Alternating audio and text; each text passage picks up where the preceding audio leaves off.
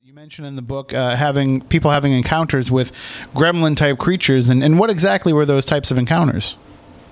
Well, those encounters were more of an annoyance. The first one I heard about was a woman who came to me through a friend, and her husband had been adopted as a boy, but they eventually made contact with his birth mother.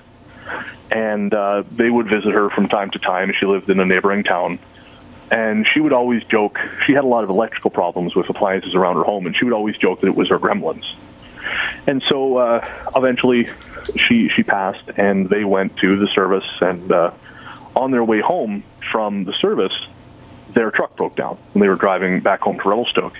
And the husband joked, well, we must have got Mom's gremlins. But as the days progressed, once they returned home, they found a number of electrical faults in their house. Things started malfunctioning, and it seemed to be in a progression. It started with the porch light, and then, say, for example, the television close to the door, and then further and further into the house, like some dissonant wave was advancing. And they didn't know what to do.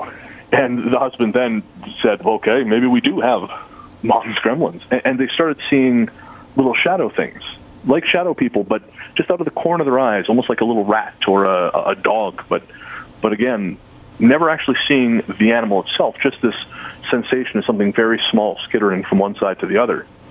And this continued, I believe, for a few weeks until the woman was working and happened to be telling the story, I believe, to a coworker. And one of their customers heard, and this woman was from Ireland. And the woman said, oh, well, that's gremlins. You have gremlins.